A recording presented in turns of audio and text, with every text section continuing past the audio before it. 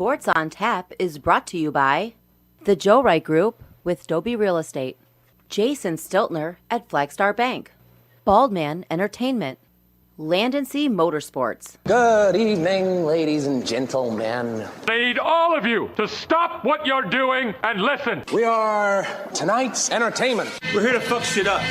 Sports the way it should be. Nothing sugar-coated, we loaded with all the information you wanted. From legends to prospects, nothing's off limits. Chris and Joe be taking on all topics with no stopping. They keep it going and going and ball hopping at a rate that's hard stopping. With music that's jaw dropping, they're getting it in. Sports Center competition, man, they in it to win. This ain't a fluke from Carolina to Duke, from MSU to Michigan. You'll know if you listening, if you ain't, you missing it. All the excitement, they shock like a thundercloud and ride with lightning. Get it together, you know ain't nobody better. Bring heat than cold weather. You better put on a sweater, you better just let it go when all come and attack. Sit back, relax, let's tell them it's on tap. We'll do it live. Fuck it. This guy here is dead. Cross him off then. I love that new one you added. His money. That's awesome. I love that new one you added. Welcome to this week's edition of Sports on Tap. I am Chris Scott alongside Joe Waddell and Frank Gigotta. Gentlemen, how are we? Doing fantastic. Do we go now? Yeah. Happy birthday to you. Happy birthday to you. Happy birthday, dear Chris. Shit for brains. Happy birthday to you.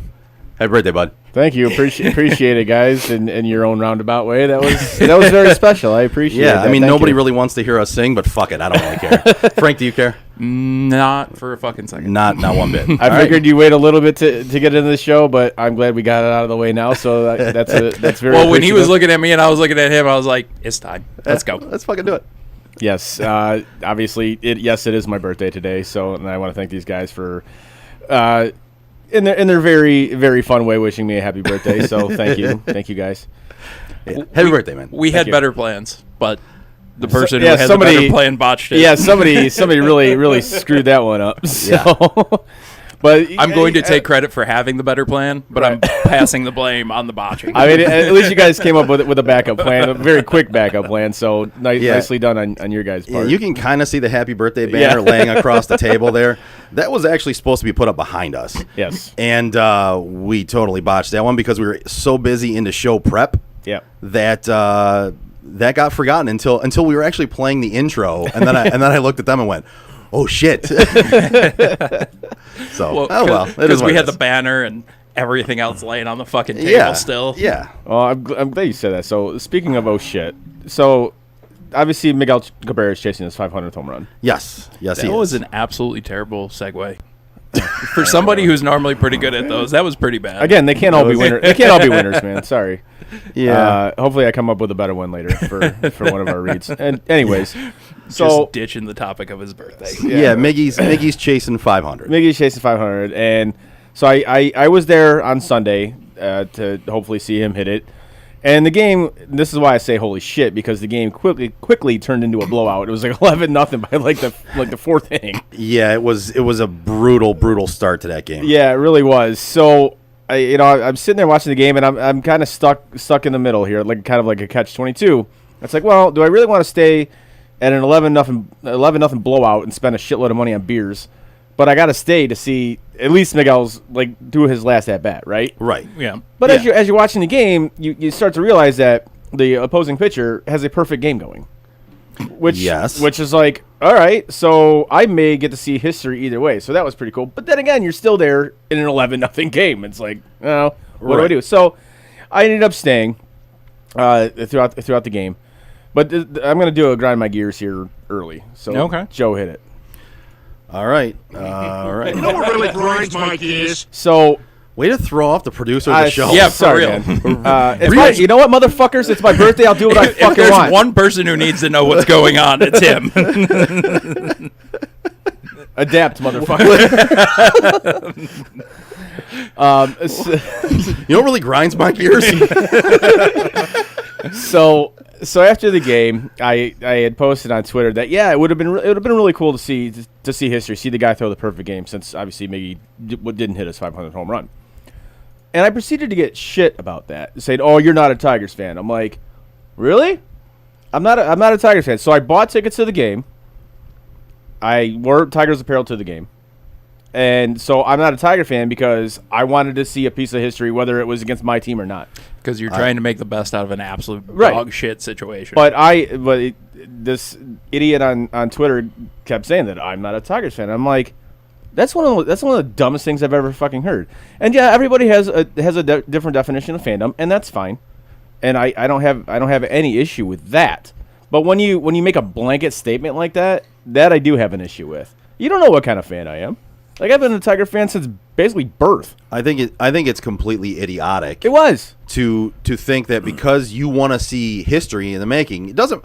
The team is below 500. Right. If you see a perfect game against the Tigers right now, right, why does that make you a bad fan to want to witness history? Like the team. If they were fighting for a pennant, it'd be a little different. Right. I think if it was anything outside of if I couldn't get the Miggy home run, at least I got this. Right. So then I get where that's coming from. But the way you put it clearly stated, this is what I came for. Yeah. If I leave with this, then hey, at least I saw something. Right. Like no hitters are one thing. They happen seemingly on a everyday basis now. Yeah, we're at least getting 2 a month right now. But perfect games do not. Right. So that would that would have been cool to see whether it happened against my team or not. Now, and also saying that the Tigers aren't going to the playoffs this year, and they were getting blown out 11-0. But yet somehow I'm not a Tigers fan because I wanted to see the dude throw a perfect game against the Tigers in a game that meant nothing. I would have asked this guy, would he have stayed at the game? He would have stayed at the game, but he would have rooted against it. That's kind of my point. See, and I disagree. For the most part, even the casual fan would have left at the point it was 11-0. Right. So I would have asked him if he would have left because, in my opinion, if you're going to leave when the score is that bad, you're not a real fan. Right. Exactly. And it's saying you're not a fan because you want to see history being made at a game you go to is ridiculous. Just because you're a Tigers fan doesn't mean you can't root to see a historical event at that game, which happens to be against your team, right, who you root for. It's just absurd to me, especially in a game that doesn't mean anything. Right, exactly. It's again, like I said, it'd be different if it was they were in a pennant chase and they were like this game meant a lot, and you don't want to see them lose this game or get a perfect game thrown against them in a season where they're doing really well. They're below 500, man. It's you went there to see history in the making with Miggy, and you didn't get to see it, and you were rooting for watching another piece of history happen. Right. It's to me, it's logical. I don't understand. And honestly, even in a pennant race, and say they did get the perfect game thrown against them, that still would have been cool to see. Right. Like it would have sucked for my team. Yes, my team, because I'm a fan of that team. It would have sucked that it was thrown against them, but it still would have been cool to be a part of history. I was there to see it. If that notification comes across my phone that it was the Guardians, or currently known as the Indians, were throwing a perfect game against the Tigers, I probably would have stopped what I'm doing and turned it on. Right, exactly. Regardless of the fact it was against the Tigers. Like I started to realize it like the 6th, 7th inning that I'm like, holy shit, this dude's throwing a perfect game. I thought it was just a no hitter because I saw the Tigers didn't have any hits, and then I glanced at the score and I'm like, no, this dude's throwing a perfect game. Holy shit! I'm like, so that's so at that point I was just like, well, I don't think Miggy's gonna hit 500, and after his last at bat, it was clear that he wasn't going to. Right. And I'm like, you know what? Shit. If this dude throws a perfect game, then you know what? I was there to see that. Not a lot of people can say they've seen a perfect game in person. Right. So to call me out as not a Tigers fan because I wanted to see a piece of history, get fucked. Simple as that. Get fucked. Okay. That's grind my gears mine anyways. I agree with that sentiment. I agree with it. It's ridiculous to say that. So yes, I back you up on that one. I appreciate that. Thank you. Yeah. But staying with the Miggy topic, with the Miggy chasing 500. I am somewhat surprised that the crowds have not been bigger down there. I am. Even Sunday, I would say it was probably like 50 to 70% filled. It looked pretty filled on TV, but obviously that's because everybody kind of fills the lower and the upper isn't filled. It looked pretty damn full. Yeah, it was like from actually TV. When you're there, it was. Can tell. It looked. I would say 50 to 70% full. So I'm kind of surprised that it hasn't been more. But I understand it. You know, you can't keep buying tickets to go see it just to chase a home run. I get that. Right. And then factor in everything that's still going on. Right. I get that maybe we can't get a full stadium full of people. Right. Well, and I have a question for you guys. It's been talked about quite a bit by a lot of people. The whole, what would you do if you caught the ball? Oh, yeah. Right. So, it's been discussed. Is it Miggy's possession? Is it his right to have that ball back? Is it the fan who catches it? It's their right to do whatever they want with it. And I just kind of wanted to ask you guys and talk about it on our show because I've heard it talked about so much, and we haven't really addressed the Miguel Cabrera home run chase at all, really, in any show. And I kind of think all three of us did it on purpose because we're superstitious. We kind of just want to see it happen and just let it happen. And in all honesty, like it is a huge accomplishment, but so many other guys at this point have hit 500 that 500's just kind of a number to me. It's only 37. Still, 37 people have done it, and a lot of them in our lifetimes. Yeah, but 37 people out of the thousands who have played this game. If we're talking 13 people have done it, I'm more excited. Now that we've moved on past a fair number. So here's a question, but before we get to the other question I just asked. Mm-hmm. So here's another question, because you just led me into it. Miguel Cabrera will hit 3,000 hits, right? Yeah, he's going to get there, right? Yep. Okay, he's going to have 500 home runs, correct? Mm-hmm. Yep. Okay, he will end up being the only player ever to have 500 home runs, 3,000 hits, and win a Triple Crown. Mm-hmm. He will be the only player to ever do that. To me, that's why 500 means a lot. Okay. 500 means a lot, not just for 500, because there's only 37 guys who have done it.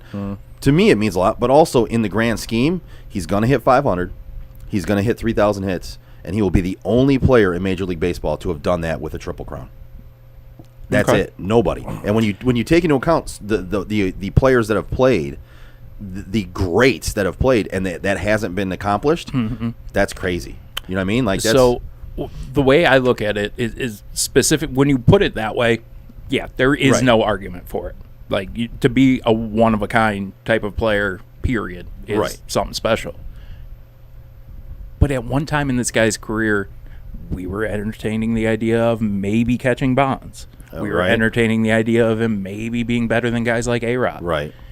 So, yeah, he's hitting 500, but it's kind of it's one of those situations where you just expected more, and this is what we're getting. And it's that point in time where I'm just coming to terms with the fact that he's probably not going to do that. His career bottomed out pretty fast. Yeah, it did. And age and injuries caught up to him. I mean, it's one of those things where he bottomed out pretty quickly. Yeah. It was one of those things that happened, but when you look at the grand scheme of things, we had the pleasure to watch. Oh, absolutely. In Detroit, one of the greatest hitters to ever play the game.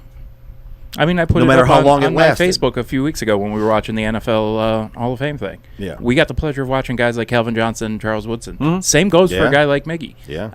It's just a sad thing for me because I expected more. Right. And I'm kind of realizing that more is not going to come now. Yeah. Yeah, no, it's 500. He's going to literally probably the last milestone he's going to hit with it. 3,000. 3,000. Well, the 3,000 hit, but I'm saying as far as home runs go, yeah. I don't see him hitting 600. Oh, no, God, no. Yeah. No. Not a chance. So we're going to end with probably 515, 520, somewhere in there, because I don't see him going longer than another season or two. Somewhere in there. Somewhere in that range. And it's just like, okay, you know what? You did good. The numbers don't lie. You're going down in history as one of the greatest hitters in this game's history. But I was just hopeful that we would get a little bit more out of you. And I think at one point in time we all were. I mean, at one point in time when he was cranking bombs left and right, I think all three of us and many, many, many other people would say we thought he had a chance to reach 600, to reach 700 possibly. I mean, at one point he was arguably the best hitter in baseball, period. Absolutely. I mean, a case can be made for him being the best hitter in the history of the game. I'm not saying he is, but a case can be made for it. He could be in the argument, absolutely. Yeah. But yeah, when he prime Miguel Cabrera is one of the best overall hitters I've ever seen. Yeah. And still to this day, I say that is the greatest throw-in in a trade I've ever seen. Right. And when you think about it, you think back and you think Dontrell Willis was the throw-in. Right. And it was like, nope, Dontrell was not the throw-in. No, Dontrell was point, actually the piece that they traded for. And at that point, like, I love Dontrell, so I was stoked. Oh, yeah. This literally has been nothing more than a throw-in for me, and this is a best-case scenario when it comes to that. Yeah, very much so. Now, going back to your original point, so say you catch the ball. Yep. Frank, what are you doing with it? I've thought about this before. I've thought not in this situation, but other situations. And the thing I've always come to is I would put it on loan to the Baseball Hall of Fame. Okay. I would keep it. It would still have my name attached to it, but I would put it on loan to the Baseball Hall of Fame for as long as they want it. Mm-hmm. Like it something like that, in my opinion, belongs to the fans. It belongs to the game. But if I caught it, I'm not giving it up. That's fair. So I'm keeping my name attached to it, but I'm going to put it somewhere where everybody can enjoy it. All right. Joe? I'm not sure I have an answer to this because it's such a difficult question, and when it comes down to it, I don't agree with the people that say it's Miggy's ball. Like, it's just he's the rightful owner to it. I think when it comes down to it, you have to look at it could be a life-changing event for whoever catches it, because you're talking what A-Rod's ball went for 103,000, I think. I'm not sure what the number was. I think A-Rod's went for 103,000. So you're talking maybe $100,000 baseball here. That's difficult money to say you would just give it to. You would either put it on loan to the Hall of Fame, or you'd give it to Miguel and just for like some autographed shit. You know what I mean? Like that's tough. I think ultimately I would probably end up doing that. I would probably just get some autograph shit and give it to Miguel or the Tigers, whatever that would be. But it'd be difficult when you think about all that money that's at stake. I mean, that you could possibly get. It'd also be difficult to tell a player of that caliber, hey, man, no, I don't care what you're offering me. I'm going to do what I want with it. That's fair. I have thought about this. So I was actually talking about this with a couple of guys at work today. And they always say that, like, the players don't owe you anything. Well, I'm sorry, neither do the fans. The fans don't owe you anything. Exactly. So, honestly, I would ask for what he makes per at bat. He makes about 60-ish grand in at bat. Okay.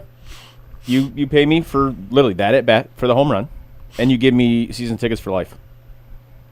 Call it a day. I think the season tickets for life is non-negotiable in my opinion. Yeah, fair. I think no matter what, even if I'm putting it on loan to the Hall of Fame, I'm still in return getting season tickets out. Like that is the starting point for any conversation. So you give me 60-ish grand or whatever he makes per at bat, and you give me season tickets for life. Here's your ball. I don't care about having the ball. I'm not a big memorabilia guy. Never have been. Never will be. Right. But yeah, that's my prerogative on it. See, and you just hit on something that is difficult for me. I actually am a memorabilia. I know, yeah. I'm really into memorabilia. So, and I've also, I don't know about you guys, I've also never caught a home run ball.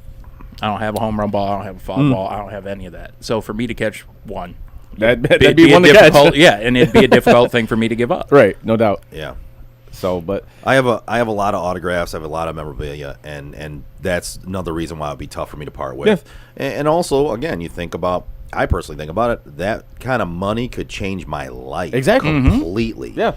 And it's a tough question, man. But when it comes down to it, I look at it, I don't think anybody is the rightful owner of it other than the fan who catches it at that point. Because you caught it. Right. You at that point in time are the rightful owner. It's not Miguel's rightful ownership of that ball that he hit. Right. I'm sorry, it's not. Yes, he devoted many years to that game, and that he's hit now going to be 500 home runs. But it doesn't give him the right to that baseball that then the fan catches. It just doesn't. He's the rightful owner of that record. He's the rightful owner of all that money that he's gotten over the years. Not that ball. Now, question for you, Chris, in the scenario that you laid out. The home run ball, you're not memorabilia. You don't.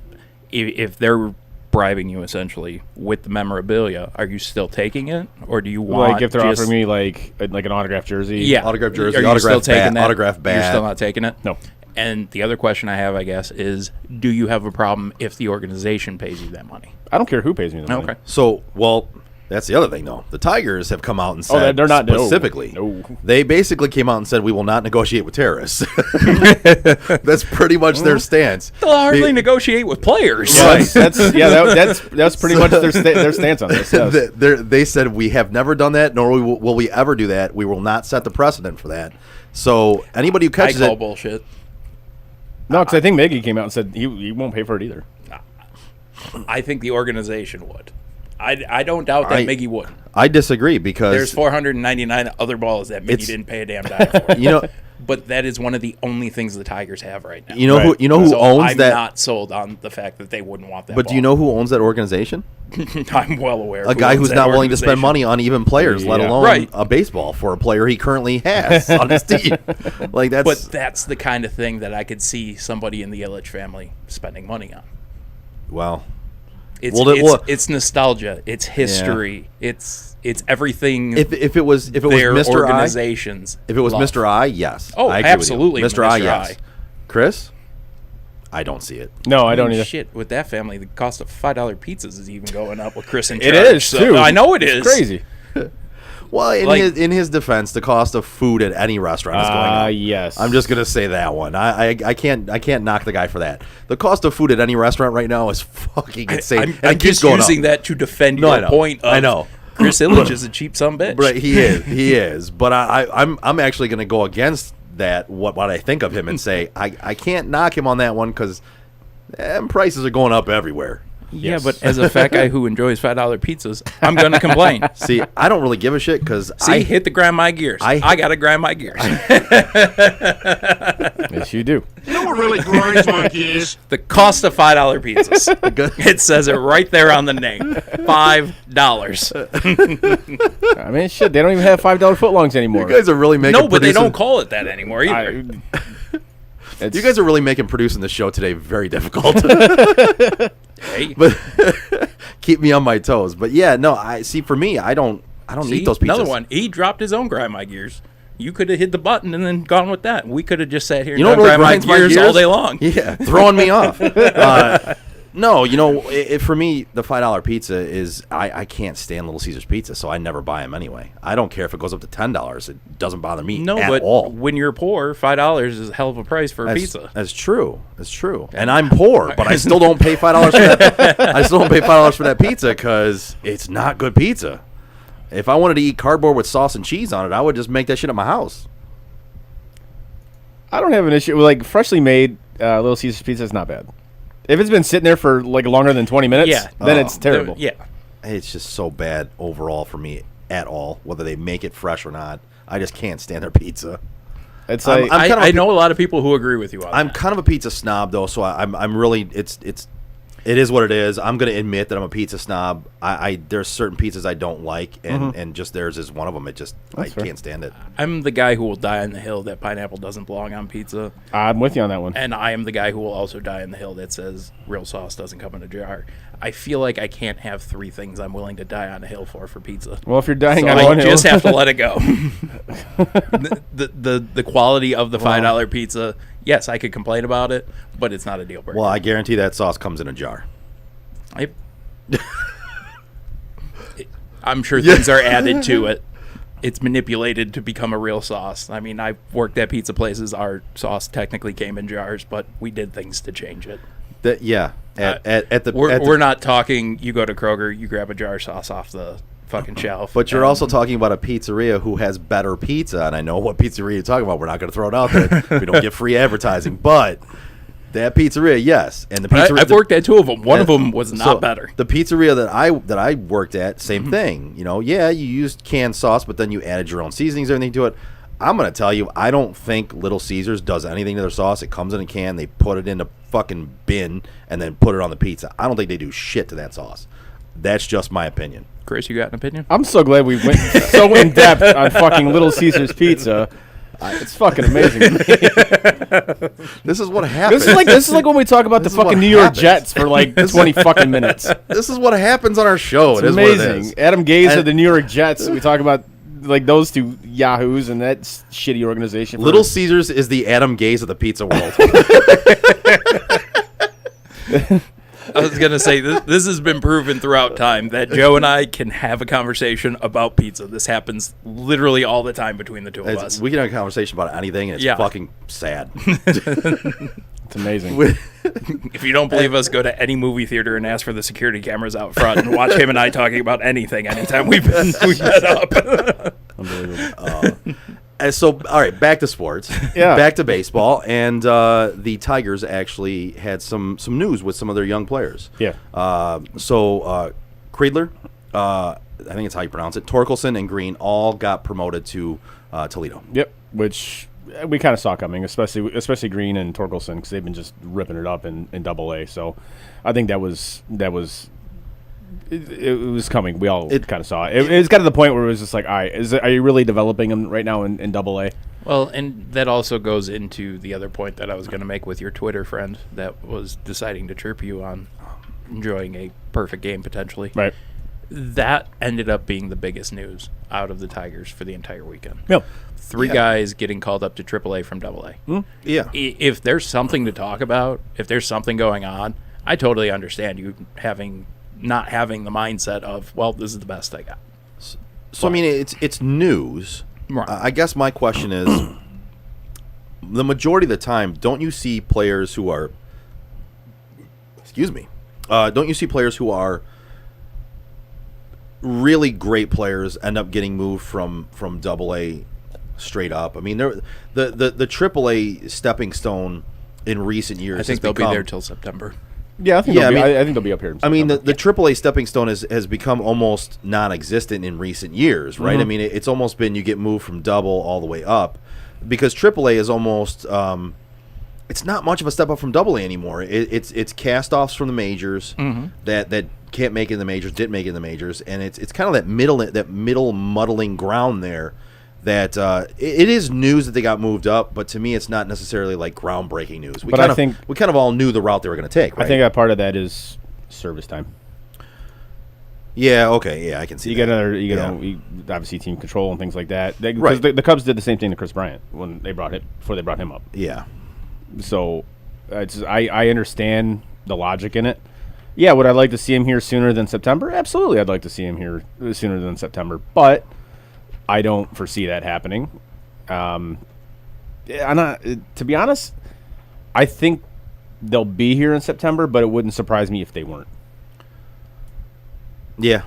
I think ultimately it depends on what's going on with the organization. It does. I mean, there's obviously different circumstances. Yeah, your roster's expanded and everything, and that's cool. But like I said, I would love to see him here, but again, I wouldn't be surprised if it didn't happen. I don't know what they would be playing for at this point, but if they have some sort of goal for this season in their head and they're close to achieving it, I could totally see them not bringing those guys up. But when you look at it, you've got a guy with a huge name attached to him. A lot of guys are excited to come see him play. So, worst case scenario, you put fans in the stands near the end of the season. Yeah, I mean, and obviously that's kind of what they're going for now is just putting fans in the stands to, I guess try to recoup some money or whatever from basically a lost season last year. Right. So, yeah, we'll see. Like I said, it'd be great if they call him up, but again, it wouldn't surprise me in the least if they didn't. Right. So. Yeah, because of the service time issue. Yep. So. And I understand that. I get that. It's kind of frustrating when you just want to see these young guys develop and get them to the majors, but it's still a business, and you have to, as fans, we kind of have to understand that sometimes. Can we go off the show topics for a second? Go right ahead. Throw you guys a curveball here. That's all we've been doing pretty much this entire episode. So do we ever stay right on show topic? No, I just before we got off of baseball, I wanted to talk about this real quick and get your guys' opinion. The Field of Dreams thing. I loved it. Like I mean, it was 2 years of hype for it, and I was working, so I didn't get to see it. Yeah, but how did it go? I loved it. Okay, it was great. I thought the way they opened it was really cool. Yeah. And I know the younger generation might not understand it, might not get it, but I actually got goosebumps kind of watching it. Yeah, it was cool. It was pretty sweet the way they did it. Kevin Costner came out, and then all of a sudden, literally, the way they did it, the players literally just appeared through the corn like they did in the movie. Okay. It was really pretty cool. Yeah. I enjoyed the game. It was fun to watch. I kind of hope it was actually a good game. It was an enjoyable game. That's one of the full Major League Baseball games I've watched. It was actually a good game. Watched this year. I'm also not going to complain about the Yankees getting walked off. Yeah. Like, Well, especially I'm how they always came back happy to when take that the lead. happens. They come back to take the lead in the top of the ninth, Yeah, and they lose. They were down they like walked off. 7-3, 7-4. Yeah. They came back 8-7 and then Yeah. lost. For me, I kind of look at it this way, and you guys tell me whether I'm wrong or not, or whether it's a good idea or not. I think Major League Baseball, the MLB, should actually I'm going to make it my goal to do that every show now. All right. Even during football season. I was Nice. going to say, I think since we've spoken about it, You've done I at least think once a both show. of us have done it Yeah, at least once a show. 100%. Yeah. So I think for me, I look at it. I would love to see Major League Baseball make this like the NHL. They're has doing it done, next year. The outdoor game. I think they should do it every year. They're doing it next year. I think it should. I think I They're doing love that. They're doing the Cubs and Reds. Good. I love that. Yeah, I I think did it should see be that. an every year thing, and I think it should be multiple games every year. Like one weekend a year should be played there by several teams. It's kind of like the outdoor games with the NHL. I just love the fact that they could do this every year and make it a thing. I would love that. So I don't want to see two major league teams do it at the same venue, or like four teams. You know, like if they did it like obviously the Cubs and Reds, they're doing it next year. Get their AAA teams to like maybe play a game the night before or whatever. Okay. Like, I'm cool with that because that's kind of what the Winter Classic did. yeah. They got like You the make a Legends weekend out of Legends it. game, you know, whatever, Right. and that's fine. And Fuck, I'd love to see a Legend softball game. then, right, and not to mention they have another game off-site. They're playing in the Little League World Series, Okay. which they do as well. So Yeah. you got that, you know, I would like to see a weekend series, a Friday, Saturday, Sunday just there. series played there. Okay.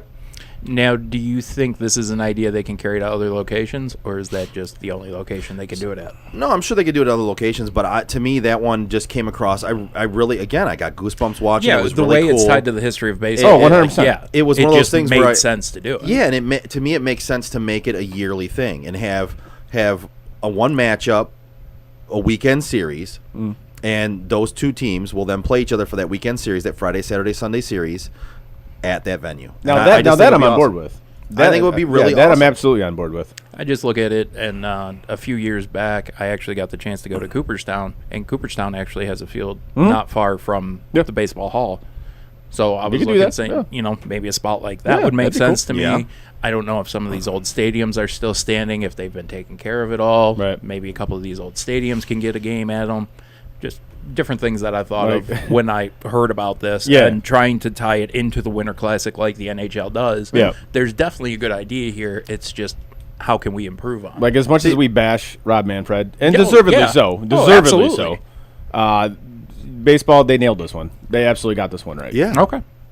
And I got to be honest with you, we have some good ideas for sporting events on this show. No, absolutely. The NFL should adopt the fucking Nickelodeon, The Nickelodeon thing, yes. Yeah. for on a season basis. Yep. Pick one night game to do it every week. Yep. And then also this should become just like the NHL Summer The Classic, Winter Classic? Winter Classic, whatever. And then it should be called the Major League Baseball Summer Classic or whatever you want to Something, call it. But like we have some really good fucking ideas on this show. And we are no more than just three fans of sports. Right. Maybe And like throwback weekend. Throwback Something like weekend that? would be cool. Yeah. But I think all leagues would improve greatly if they would just listen to fans. No, but that's not what Major League Baseball does. No, I know. That's what I'm saying. I think It is- all the leagues would improve. Why do you think though. there's still fucking blackouts? You know how many people couldn't even watch that game because of blackouts? I don't know. It's insane. Seriously, there was like 7, I guess, like counties or states. They couldn't even watch the game because of blackouts. How insane! That's just ridiculous. Major League Baseball and blackouts. It's incredibly stupid. You always say you want to try to grow the game and shit like that, but then you have this. You have this shit. Stop with the blackouts. It's enough. People have to pay money to get streaming and all that shit, and either get a streaming service or cable or whatever. And you're gonna black the team out that they want to fucking see. That's not what the Major League Baseball is all about. I know that's not what the Major League Baseball is all about. Nicely done. The anger in his face when he had to turn and look at you and go, I know that's not what the MLB does. That's no.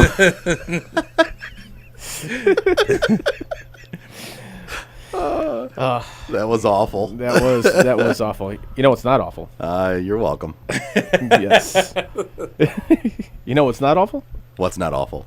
My guy Jason Stiltner, Flagstar Bank. All right. If you're looking to refinance or even consolidate debt, there's no better time to do it than right now. So give my guy, as I just mentioned, Jason Stiltner at Flagstar Bank a call today at 248-675-0675.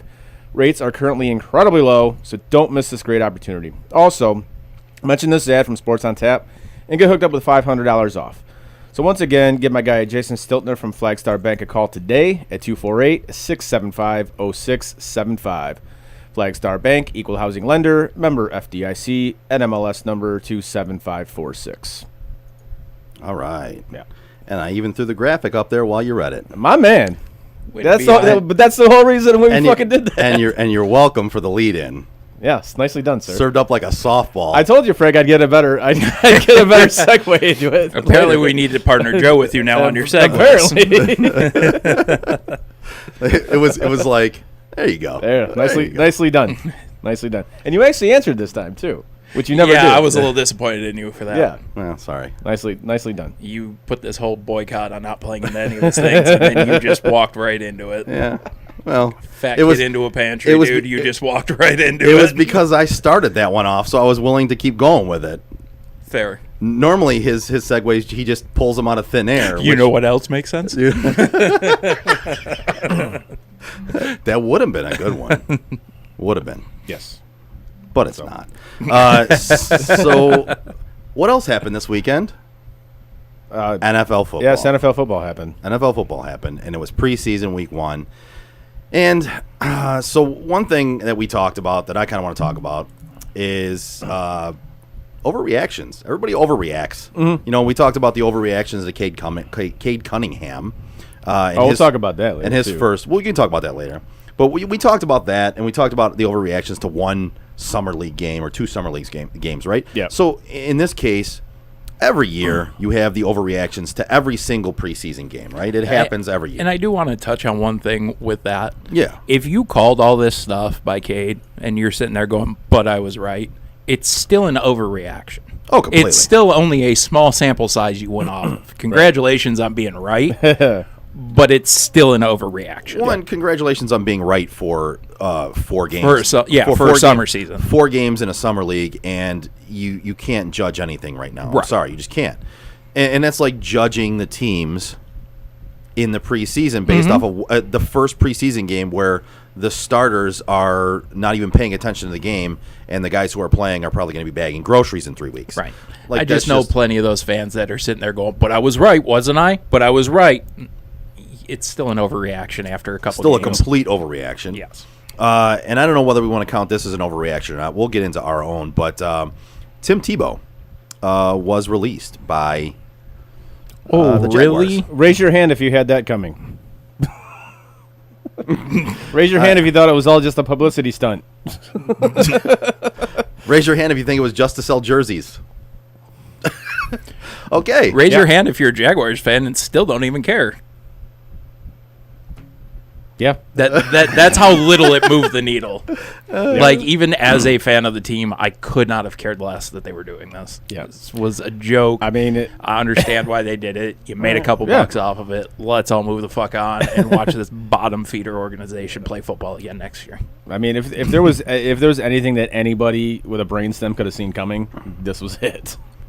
Yeah, I mean that it just and our hand raising wasn't even on there. I actually had Tim Tebow's statement up there while we were raising our hands, but not that. Why are you sabotaging the show? Not that anybody cares. Because I threw that up there when we were talking about Tim Tebow, and then all of a sudden we started raising our hands. Find a new producer. I think he's been thrown off so much today. But so he's missing his cues. He's covering up. Like, come on, man. You guys got to let me in on shit. But anyway, not like that matters. But I just want to let you guys know. But anyway, so I had Tim Tebow's statement up there. And, it was basically the same. Like a thank you. Just like a thank you to the organization, things like that. And, like we said, we all saw it coming. I think if you didn't see this coming, you're an idiot. No offense. Take offense, please, because you're an idiot. I was going to say, no, take offense. Yeah. If you didn't see this, take offense. Yeah, we all saw it coming. Yeah.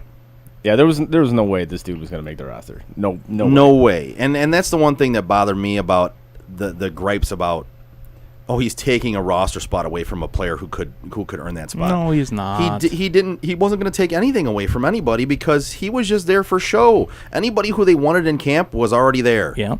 He wasn't going to take a spot from anybody because he wasn't going to make it past the first preseason game. Right. And he didn't. Nope. I mean, he made it past the first preseason game. Okay, barely made it. All right, semantics. Right. Yeah. I'm just saying, give the guy the credit he's due. Like what? He made it past the first preseason game. He sucks, but he doesn't suck that bad. All right then. Yeah. So anyway, so there's that. Yeah.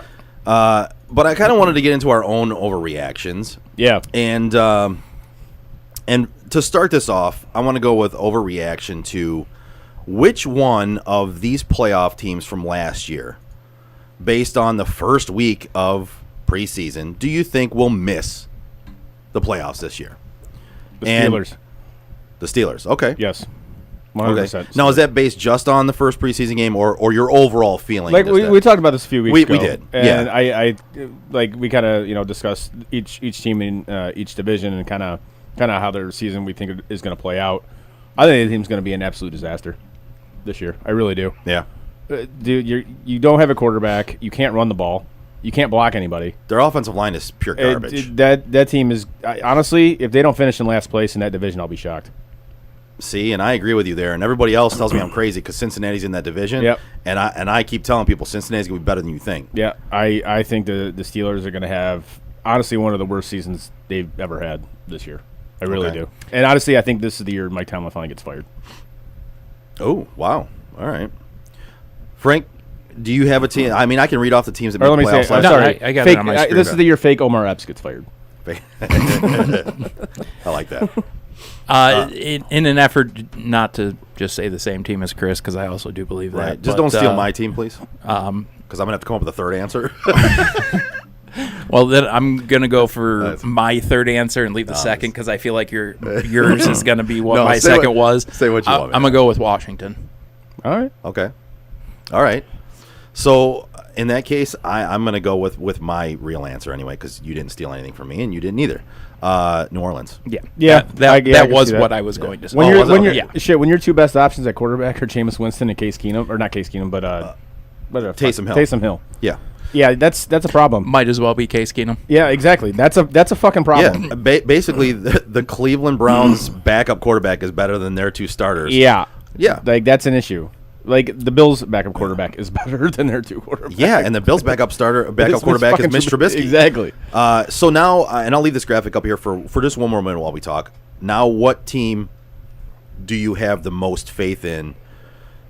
That was on the fringe, not the first place teams like KC and Green Bay. Which team that made the playoffs last year do you have the most faith in? Frank? I'm just going to play right into both of your hands. I got two. Buffalo and Cleveland. Yeah. I'm going to play right into your guys' fandom on this, but at the same time, it's true.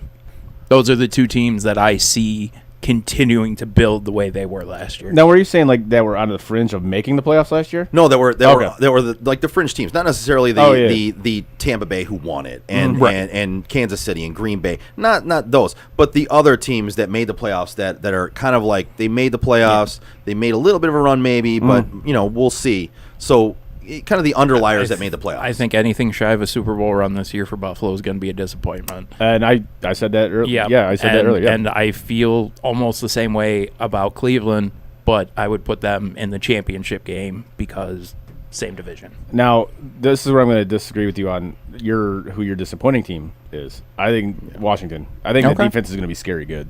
Okay. I'm actually going to piggyback on that one because I really had this. I'm going to bring this up just because I did have this written down. Washington will win that division going away. I could not see. I honestly, it wouldn't surprise me in the least. If he can stay healthy. Yep. If Fitz can stay healthy, and him and McLaurin are going to have a really good year together. Yep. And Chase Young might end up being the defensive player of the year. That defense is going to be solid. Fitz is Fitz, and I love that dude. See, I'm not sold on Fitz. Washington, to me, Washington is the team to win that division, and I think this year they don't win it with a losing record. I think they win it with a winning record, and they look really good this year. Yeah. That's my overreaction to Week 1 preseason. That's my major reaction. Right. It really is. My overreaction's still coming. But, all right. but that Factored into my overreaction. Yeah. Just to drop a little. And literally, you can see it's my number one right there. All those things. I see it. I'm not just piggybacking off what you said. I really believe. And again, slightly overreaction. This is why we're having fun with it. Yeah. But I'm looking at that. I kind of truly believe that they're going to have a good year this year. This is a segment we can literally say anything we want to because we're prefacing it by saying it's an overreaction. Yeah, listen, we're having fun. We're overreacting to Week 1 preseason. But I do think that defense is going to be really good. I as much as it's an overreaction, it's really not though, because I believed that before the game, and then I saw that game, and I was like, man, I think some of us might have been right on that one. They might be all right. Yeah, they might be pretty damn good this year. So I know you're a Fitz fan, though. You're a Fitz fan as a person. I like the guy. I have no problem with him as a person, but as a quarterback, I just see a average quarterback, a guy who can come in, he can get the job done. He's nothing special. He's nothing fancy, and that's essentially what they had last year with Alex Smith, given the injuries and everything. Right. And they were what they were. Yeah. Like no disrespect. They made the playoffs. Right. Doesn't fucking matter what you did. You made the playoffs. But at the same time, they weren't that great of a team. Right. See, and I have more faith in Fitzpatrick. I think he's been he's carried some teams that maybe shouldn't have been carried by him. He's been on some not so great teams. Oh, he's been on some bad teams. And I think he's better than he gets credit for. And I think he's going to really show that this year in his 38th year in playing football. And for a give man or take, with a beard that beautiful to still be in the league, like I hope he ends up being better. But yeah, and Washington's my team that I really have the faith in on the fringe of those playoffs to really make a run this year. Obviously teams like Buffalo, teams like the Browns, who I back. Yeah. They're set up for success, right? Yeah. I think Washington is one of those teams that people don't really give enough credit to because they made the playoffs with a losing record, and I think they're gonna prove some people wrong this year. I think they're gonna make the playoffs with a winning record. Yeah. And I think they're probably gonna run away with that division. Now, a team that didn't make the playoffs that you could see making, like, at least getting in, maybe making a run. Dallas. You know what? I hate that's to. Not, I hate that's to not agree. a bad one. It's not. I hate to agree with you, but I could see it. That's not a bad one. Their defense is still going to be horrific. But they're going to put up a lot of points. That's where Micah Parsons watching. Now, granted, it's Hard Knocks. It's cut, so they look good. I get that. But the way that defense looked and being able to watch Hard Knocks and see the way things were going on that defense, it just looks good. It doesn't look great. It doesn't look like it's going to be a Super Bowl defense. It just looks like a better than feasible defense. Fair enough. Yeah. Mine would be, honestly, the Chargers. I think they'll absolutely make the playoffs this year. I think Herbert's going to take another step this year. And I don't think they're going to have some of the coaching blunders that they had last year, and that some of them that cost the Chargers games. I think the Chargers will absolutely make the playoffs. I think it's very possible. I think it's very possible for them to make playoffs. I think they're going to line up with a decent enough team. Yep. The team I'm going to go with, I guess, will be Miami. That was my number 2. I was going to say they were a fringe team last year. They were almost there last year, and I think they come back this year. Same thing with Tua, as you said with Herbert. Now, Tua didn't show as much as Herbert did, but I think Tua comes back this year. I think he's better. I think he plays better this year with a full off season, with being able to get some reps in. He's also going to have the confidence of the fact that he knows he's the number He's one the quarterback guy. going into this year. He doesn't have to risk losing his job in the third quarter every fucking week. Right. And he's now a full year more past that injury that personally I think they should have kept him out for in the first place. So yeah, I think I could see them taking that step into the playoffs. Okay. Yeah, like I said, that was my number 2 behind the Chargers that I could see absolutely getting into the playoffs. Yep. That's gonna be that division though, man. That's a tough division. That's a tough division. Well, but in all honesty, I don't. Is it, though? I don't And see. again- I don't see New England doing anything this year. It's Buffalo and Miami. That's pretty much it. Yeah. In that division. Mac didn't look terrible. I'm not saying that that's going to put them in contention this year. Overreactions. He didn't look terrible. I didn't say he even looked okay. I said he didn't look terrible. So speaking of overreactions, I have one on that note as well. Overreaction is that Cam Newton will be on the bench in favor of Mac Jones by week 6. Agreed. I think it'll be earlier than that. I was going to say I don't doubt that Mac starts week 1. Yeah, I think it'll be earlier than that. We're all on the same page on that one. Yeah. Yeah. All right. Yeah. So I'm going to throw out another one here, and you guys tell me whether you agree or not, and then you guys can throw out another one. Trey Lance will be starting by week 8 and will win games in the stretch and be a fantasy stud. I believe I have kind of said this the entire time that Trey Lance was going to end up being a starter at some point this year. Because I'm not sold on Garoppolo. I'm going to stick with my original opinion, even though I'm not a Garoppolo guy, never have been. You know that. Yeah. But I do not think he will be a starter this year at all, unless an injury occurs. And even then, well, and honestly, I'm taking into account injury because Garoppolo can't stay healthy. Right. But my true belief, I'm a big Trey Lance guy. Yes, I am. You Yeah, I am and I too. both Yeah. were leading into the draft. Yep. And I look at the way he played in that first game. It wasn't necessarily great. He had a big bomb, but the rest of his play played was good football. But the rest of his play was kind of average. But he had that deep bomb. But I just see that. I see his football mentality in that first game, even though it's the first preseason game. Again, overreaction is his mentality football-wise is a little bit past where I think we all thought it was going to be based on his college career and how little he had played. Since we're going with overreactions, I'm seeing, and I know this comparison's been made before, so this is nothing new, but I'm finally seeing it. I'm seeing that comparison to Russ with Trey Lance. Yep. Absolutely. Kyler even too. Yeah. He's got a little bit of Kyler in there, a little bit of Josh Allen because he's a bigger guy actually. Trey Lance can take a hit.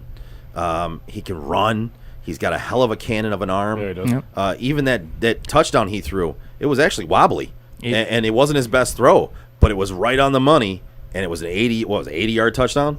It was insane. Again, overreaction is what we're talking. Yep. But that small sample size of what he did took me from the I'm going to rip San Francisco if they put this kid in to, okay, maybe we put this kid in and I wait and see how this goes.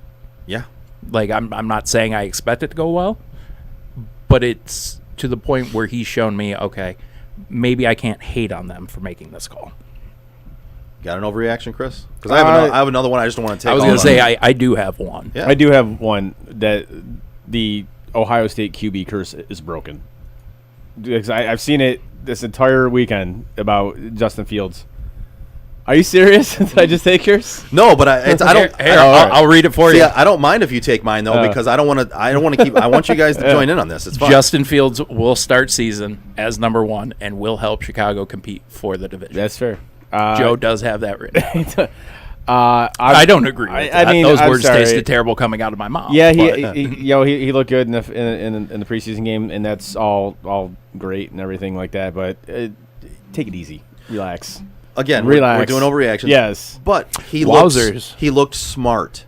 He looked smart. We actually have a text Oh, do we know? okay. on the Justin Fields topic. Nice. 3 little letters. This person saying overreaction, MVP. Oh shit, dude. Wow. Wow. That's on our text, huh? Wow. Overreaction. Justin Fields MVP. Holy cow. All right then. It makes my overreaction not as extreme. No. I was yeah. going to go with my overreaction was Micah Parsons' defensive rookie of the year. See, I don't necessarily know if that's an overreaction because that I can actually see happening. I could, but I guess it's an overreaction based on week One one game, of preseason. week one, yeah, because he didn't really stand out. No, but what I but, saw him yeah. doing and doing well is the simple things. Yeah. And I would rather you know how to do the simple things Right. than to be flashy. But man, to say a rookie QB is going to be the yeah, MVP of the that league, was extreme. that's but- going out there, But you know what? and I though? respect it. Yeah, I was just going to say, I respect that move. I don't agree with it, but I respect Yeah, I it. respect it absolutely. Yeah, God, I know hope that. you're wrong. I don't 'cause agree with it in the slightest, but The entire respect. time I've talked about how I feel Fields is going to be garbage. Yeah. I mean, I literally have the Lions beating them twice based on the fact that they don't have a quarterback, in my opinion. But yeah, now we're talking MVP with the same guy. Right. Yeah. That's definitely I love it. overreaction, but I love it. I do like that overreaction though. I like it. It's fantastic. I would actually, if you're listening right now, I would like to know who said that. If you're a friend of the show, Text in and say your yeah, name. for real. Text or If text you don't in want and us say to give name. your name out, that's fine. But just for our interest, I'm genuinely wondering who that was. But yeah, or if you want to give us a call, you can be on the Yeah. air and we can talk to you live. Yep. So yeah, give us a call. 313-403-8448. Yeah, 313-403-8448. So if you want to come up and want to get live on the show and tell us what you think, give us a call. If not, you can always text that number and we will read it live on the air just like we just did. Absolutely. So my next overreaction is the Lions' run game will be just as disgusting as it has been for the past 15 years. How is that an overreaction? Well, because I'm basing it off of one preseason game, but the other pundits are saying they're going to have a top 5 offensive line and the run game is going to be improved, whereas I'm basing it off of one preseason game saying it's going to be equally disgusting as last year, based on that first preseason game. Their opening few drives, they could not get anything going in the run game. No. They look discombobulated. They look like they didn't know what they were doing. So, well, I mean, again, with their passing game, who the hell does he have to throw the ball to? Nobody's going to respect that passing game. Like Augie St. Brown or something like that. Like nobody's going to Guy's respect name that passing game, so they're going to stack the box. I mean, come on, what are we talking about here? The other thing is their in-game management will be a problem again, just like it was with Caldwell. Campbell, and then who is his assistant coach, right? The guy who couldn't manage the game last year for fucking one of the best rookie quarterbacks we've seen in years. Thank you, Anthony Lynn. So you have a poor in-game manager as your offensive coordinator. You have a poor, from what seems to me, a poor in-game manager in Dan Campbell. I know it's an overreaction to week 1, preseason. I just see in-game management being the same problem as they had under Caldwell. Yeah, I can see that. 100%. So, I mean, if we're comparing him to Caldwell, I guess he's doing okay. Yeah, I mean, well, yeah, at least it's not Patricia, so that's... I was going to say, in one preseason game, we've gone from comparing him to Matty P to Jim Caldwell. That's a step in the right direction, I suppose. at least it's not Clown Trisha. Yeah, right. Lions fans, we can take that one as a victory. Right. Maybe the only one of the very few this season, I suppose. Yeah. Hey, again, we're trying to make the best out of the situation here. I know. Yeah. Yeah. Well, you can't always make the best out of a situation. No, you can't.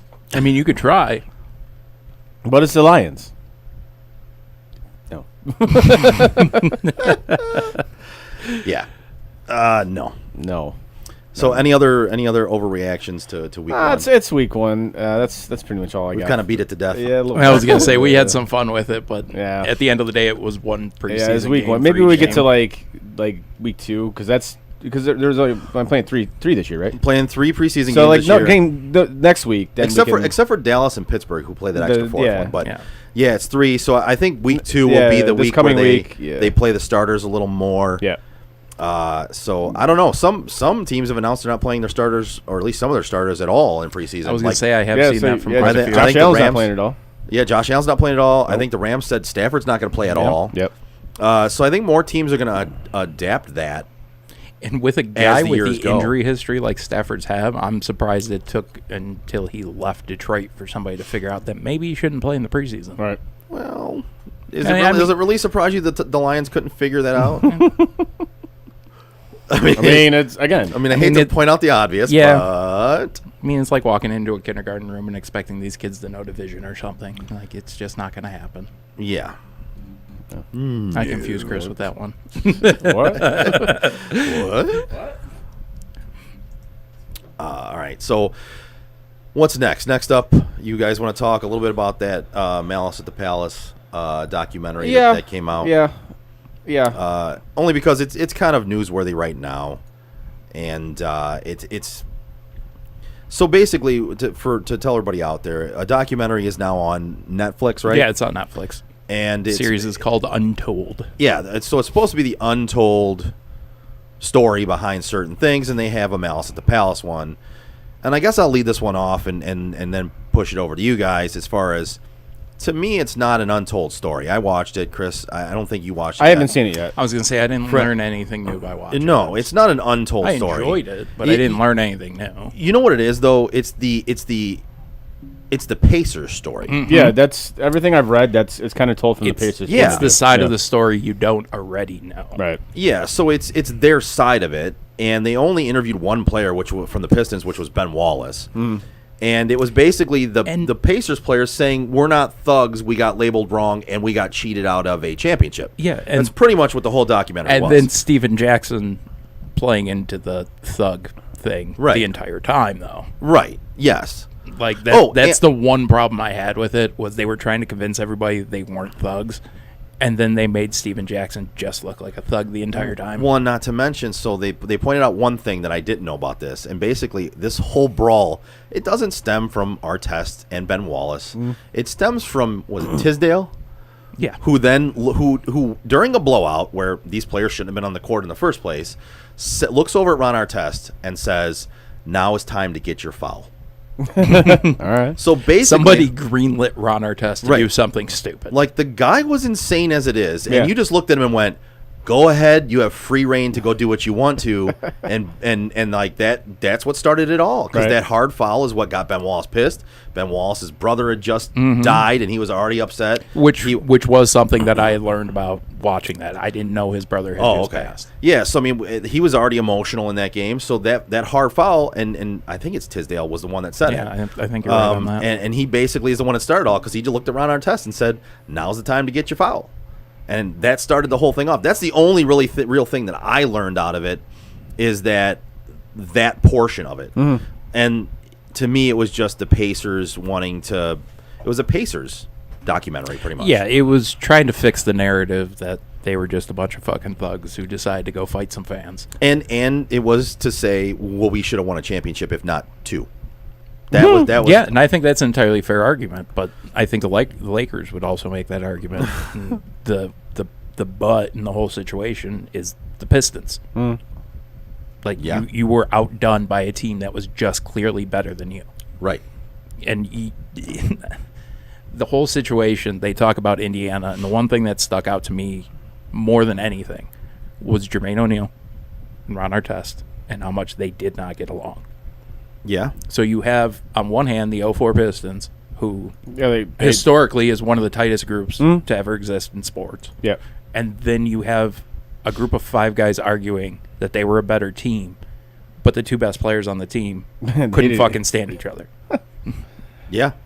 To that point, though, like, you look at like the '70s Yankees with Reggie Jackson. Everybody on that team hated Reggie Jackson. Oh, I have no doubt about that. But those teams won. So, They did. yeah, as teammates, you may not like each other, but when you're actually on the field or on the court or whatever, that takes over. Your competitive nature just takes over. So it doesn't matter if you like the guy you're playing with or you don't like the guy you're playing with, for the most part. I think that's a bit overblown. I think I agree with that, because there's been, over my years of playing sports, and I'm sure you guys can attest to this too, there's been players on your own team you haven't liked. 100%. There were some players on my own teams that I couldn't fucking stand. But I mean, I was gonna say I've been the guy who didn't like players, and I've been the player who wasn't liked. Oh, I'm sure I have too. Like, I'll steer right into that. Yeah. But I don't know. I look at it with the Mr. October reference, and I get that, but it's baseball, so the team environment is a little bit different compared to a sport like basketball or hockey. I mean, you can compare those two, because we're talking five guys, everybody playing together, chemistry factors out depending on what everything has going on. I just look at it and say, if you've got five guys on the court and two of them can't stand each other, that's a problem. But even that, they were still a pretty solid team. Oh, they were a great team. So, well, and that's but when you're trying to make the argument 16, 17 years later that you were the better team, you weren't the better team. You weren't the better team. You weren't. No, and overall, it shows you weren't, because in talent you weren't, and based on team ability you weren't. And no matter what, you weren't disciplined enough to be the better team, because you ran into the stands and started a fight with fans. Like, this is the end all be all. I don't care what happens. They can spin it any way they want to. and say that that cup got thrown. Yeah, should that guy have gotten his ass kicked? Yes, 100%. And he did, but you shouldn't have been, as a player on the court, you don't run into stands and start kicking somebody's ass. It's ridiculous. And I'm going to ask you this question. I'm going to pose it in a way to kind of play into your fandom. Yeah. I was getting real Brandon Marshall vibes from Ron Artest in that. Like, it was a lot that was going on in that dude's head. Yeah. At that time, that as responsible for everything as he is, and he doesn't seem to shy away from it. Yeah, there was something greater at work than just him being crazy. Well, he definitely had some shit going on. Yeah, and he had some mental issues. Yeah, but when it comes down to it, the other players ran into the stands as well. If it's just him, no doubt, and they're able to just get him out of the stands, that's different. The other players ran up there with him and joined in. But that's why I say, like, I will forever support Steven Jackson and what happened, because he basically laid it right out for you. I went because my boy went. Okay, I'm not going to hate on you for that. Yeah, I don't agree with it. You didn't say you were right in doing it, though. You just went because he went. Mm-hmm. Right. You're not defending what you did. You're just telling people, this is why I did it. Yeah. Right. And that, that's what teammates and right. boys or whatever. And that's why, like, he says it numerous times throughout the entire thing. I ride with my family. Ride with my family. And I'm not gonna lie, I've been in some scraps where my friend started a fight. And, and I just joined in because it was my friend. And in reality, was he wrong? In several occasions, yes, they were not right to have started that fight. But did I fight alongside them? Yes, I did, because they're my boys. That's what you do. That's what happens. That's what you do.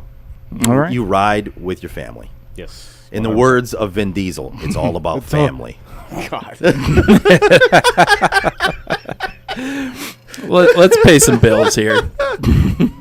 Whether or not you're buying or selling your home, now is the time to take advantage of having the expertise of 3 real estate agents for the price of 1 on your side. Make the right move and give Craig Joe Wright, Mike Bush, and Shane Wilson of the Joe Wright Group a call today at 248-535-4750. Nice. Nicely done, sir. Thank you. Nicely Good done. job, Felt Franklin. nice to read something again. Very good job, Franklin. Hey, very good. Nice. Yeah, I'll get to watch that documentary at some point. Listen, it's worth the watch. I did kind of it's not like I didn't enjoy it. It just is a little bit hard to stomach at some parts because it is so much pacer driven. Yeah. And I believe it is produced by Jermaine O'Neal. It was, yes. Yeah. Yes, it was produced by him. And I did not know that before I watched it. Yeah. It would also make sense because he's got this nice, beautiful background and things look all nice for him, and everybody else is like sitting in a room in a fucking chair. All right.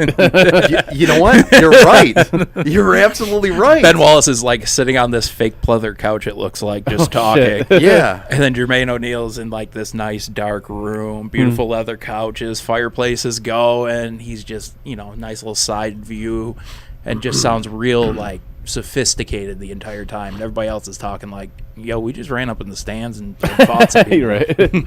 Well, the other thing, I guess there's one other thing I did learn from this, and maybe I knew it, maybe I forgot it, I don't know. But they talked about how all the fans thought it was like a real fight on the court when they first started. Like they were really going to fight.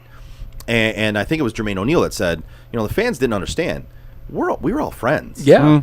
Like he's like we were friends with Ben Wallace and like all those guys. Yeah. Like we weren't really fighting. Like it Yeah, was. I don't know many people. people who wanted to be on Rashid's bad side at that point in time. Right. I mean, they were talking about like they were all friends, and it gets heated on the court, obviously, but they weren't really fighting, and the fans. Your competitors thought playing a competitive game, right?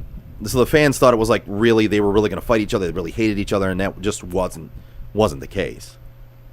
You're also like, I don't know. It was the hottest time really in Detroit sports at that time. Oh, people yeah. were just so into it. That, I mean, I'm not defending what the fans did. I was actually glad that they put those fans on the documentary and had them speak, because in reality, in my opinion, they just made themselves look completely fucking stupid the whole time. The one guy who threw the cup, that trying guy, to justify what he did. Honestly, he was such a fucking scumbag. He's a scumbag. if I would have run into that dude in real life, I might want to kick his ass just because he's that big of a douchebag. Like he really deserves to have his ass kicked again and over because he is just that big of a douchebag. And then the fan who got sucker punched was like laughing at points about what had gone on. It's like, guys, like, I respect what they did by putting it out, but you really just made yourselves and the rest of us who can consider ourselves Pistons fan at that point in time, you made all of us look like assholes. And I'm sorry, saying sucker punch, I don't like that. Yeah, because, well, dude, their terms, sucker punch. You got punched with a guy looking you dead in the eye. And you watched the video when you walked into his home. He ran straight up to him. You walked on the court. Yeah. You went right up to him. You had your fist clenched, whether it was down by your side or not. You had your fist clenched, and you kind of rocked there like you were going to do something.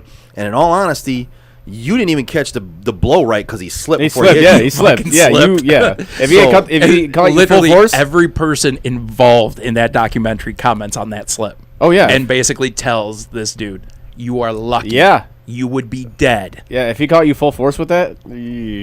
Well, and honestly, I'm sorry. He deserved it. Yeah, absolutely. You went on the court. You went up with your fist clenched to a dude who's a professional athlete on his surface. Right. You're not supposed to be there, man. And you did the one thing you can't do in that moment. And I don't care what he says. And you hesitated. You hesitated. Yep. You fucking hesitated. Yep. The only chance you had was to get the element of surprise on your side. Yep. And by swinging at a professional athlete, you would have gotten that. Because it's funny. Like when you did that and you hesitated and you lost any advantage you had in that. Because it's funny. Like when you see these guys in person, especially basketball players, and you see how big these dudes actually are. Yeah.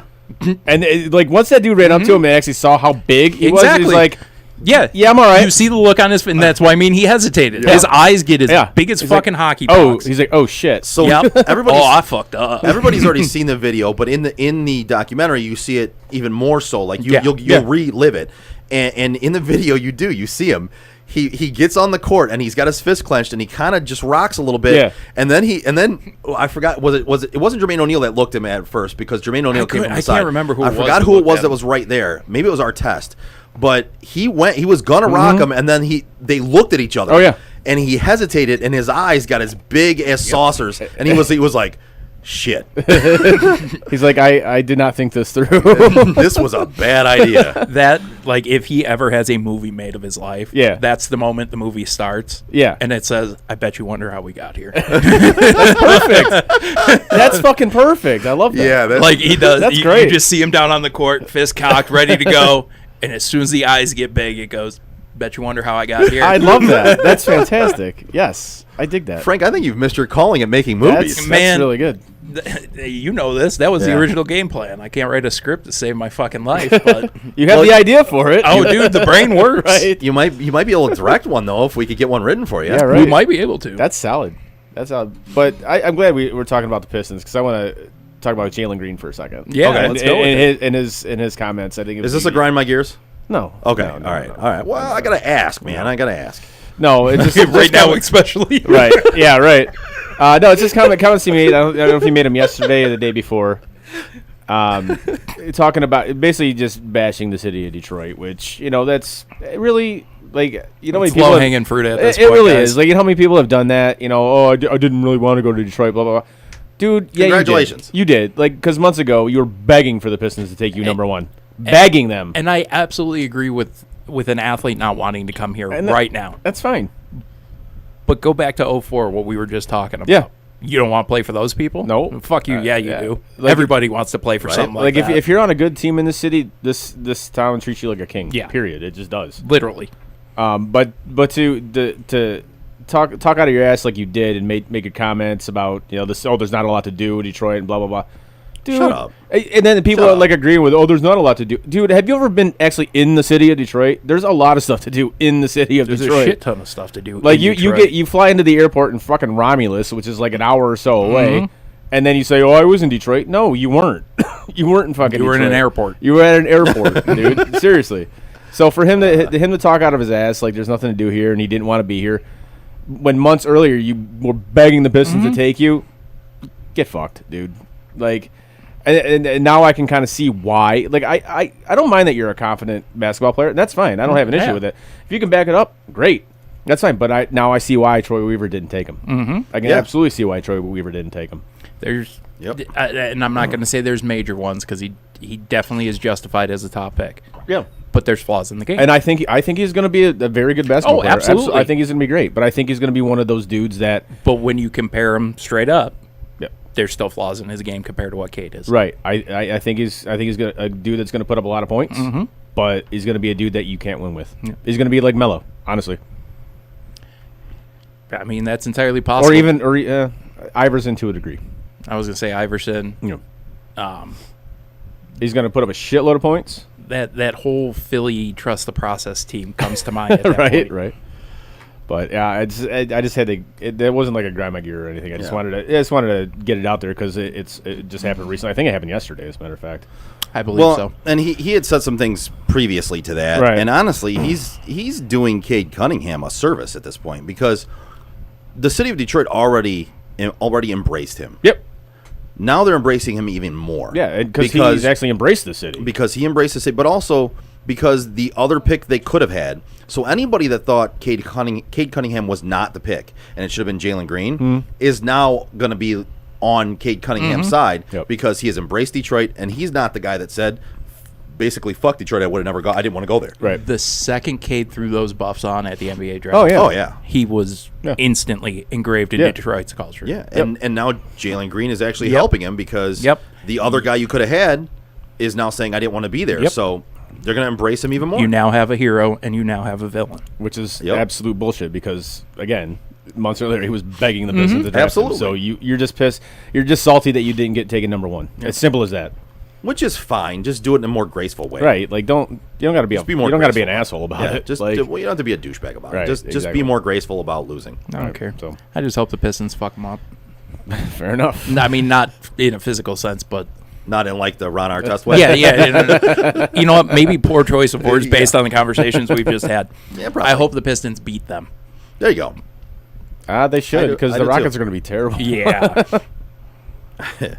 Yeah. All right. So I think it's about it, right, Yeah, guys? yeah. We got Cameo Shit Show coming up, and it is David Hasselhoff. Oh, good lord! Nice. Yeah. So, and I'll be Is honest, he eating a with cheeseburger? If we or have any- trying to eat a cheeseburger? I don't think so. Damn it. If we But have I- any fans in Germany, they're about to get really excited. I have, yeah, right. We do have some, I think, in Germany. Oh, yeah? Yeah, we have some listeners in Okay. Germany, from what I've seen. Nice. I have not listened to this one, so I'm going to experience this with you guys. I basically just randomly picked one and downloaded it and put it on here. So All right. we're going to experience this together. Okay. Hi, my name is David Hasselhoff. I'm a little Hoff, but the Cabby Girls are not.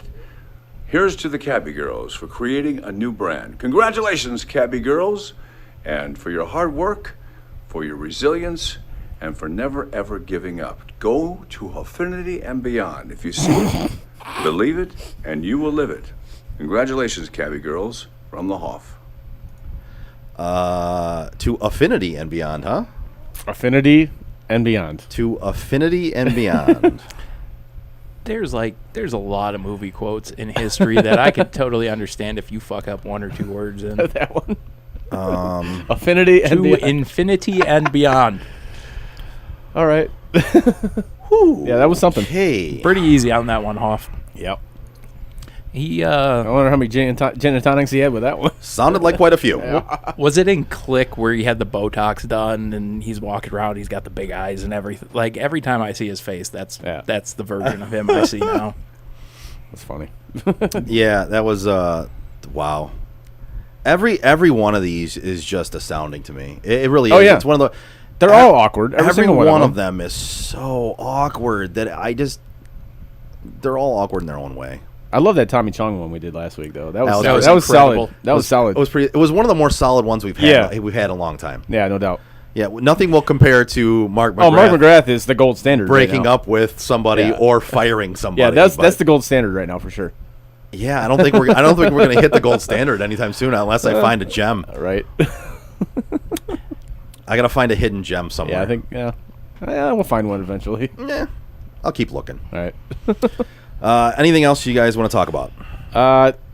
No. When's the grudge match for our podcast for our? I don't think intro? it's happening. Oh, what? It never got announced. I don't think it's happening. Yeah, I said I didn't see anything for it. I didn't either, and I didn't message anybody and ask them if it was going to happen.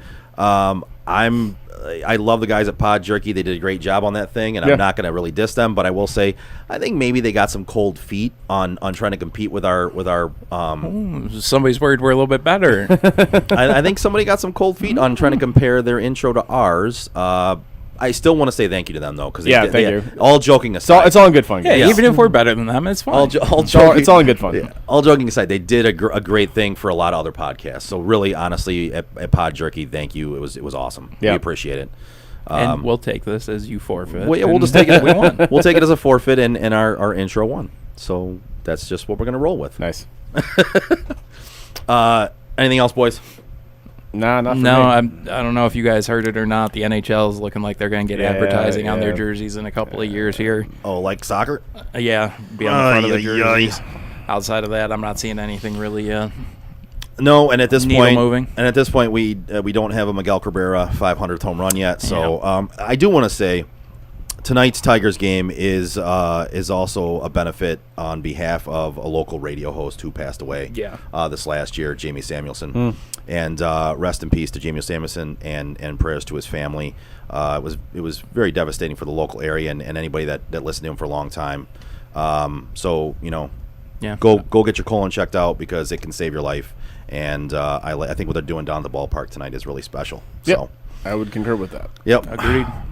Oh, all right. On that note, it's going to do it for tonight. That's give us a like, a share, and a follow on our social media like Facebook, Twitter, Instagram, Twitch, and YouTube. Yeah. It's time to say words, Joe. Yeah. It's time to speak. Use your words. You can find all of our podcasts on your favorite podcast provider. As always, check out our website, sotdet.com. While you're there, take a look at all of our blogs and things that do with our show, and you can find some updates there as soon as we get them for the new show coming up on Sundays, which is going to be a fantasy show along with a betting show. We're still hammering out the details. And again, thank you to everyone for listening and or watching. On behalf of Chris and Frank, I'm Joe. We are Sports on Tap Detroit. See you next Tuesday. And that is it for us today. No! God, please, no! Bye, have a great time. No! God! Bye, guys. No. Bye, buddy. No! Goodbye. No! Goodbye. No! It's never goodbye. You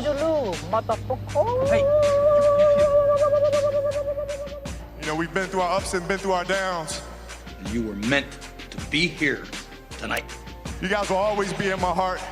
Great moments are born from great opportunity. I think the most important part is that we all stay together throughout. Don't give up. Don't ever give up. Live. Fight like hell. The best thing I have ever done, the best thing I will ever do, is be a dad. God, I love you guys. Mamba out.